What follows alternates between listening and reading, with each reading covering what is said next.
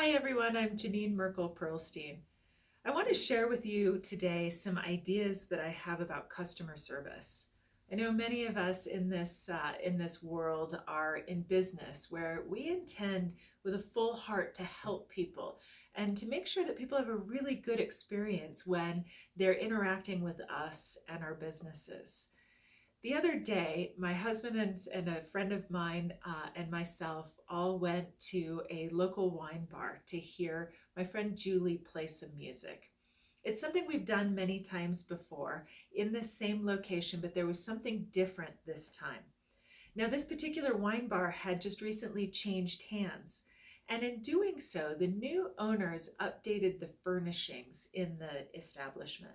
And they put in new tables and chairs and some little seating areas where people could kind of nestle up together and have good conversation. And as we were there, everyone that we talked to that night said, "Oh, thank goodness they got new chairs." You see, we had all had experiences at that wine bar with the previous owners being terribly uncomfortable in the chairs that they had had before, so much so that we all had stopped going. Now, what drew us there this time was our friend's music. We were gonna muscle through with the uncomfortable chairs anyway to hear our friend, but we didn't have to. Now we can see ourselves, we can imagine ourselves going back there. And we all thought to ourselves, did the owners never sit in their chairs before?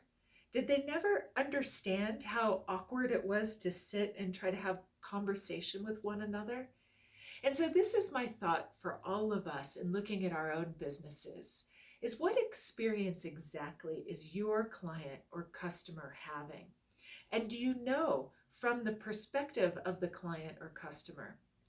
Many years ago, I went to a physical therapist who was very good at what they did, had amazing practitioners, but the process of learning how to be a good client was so cumbersome for me that I really struggled to stay. I ended up changing practices and going to see another physical therapist because the paperwork and what I needed to do to sign in and be ready for somebody to find me in their building, it was also very awkward for me. So I want you to start thinking about what can you do to teach your clients or customers how to be good clients. Is there something that you can do to enculturate them into your own organizational culture? Is there something that you can do as a business leader to put yourselves in the shoes of the consumers of your service or product or experience? Because in doing so, this is when we start seeing some of the smaller details that we really ought to be paying attention to anyway.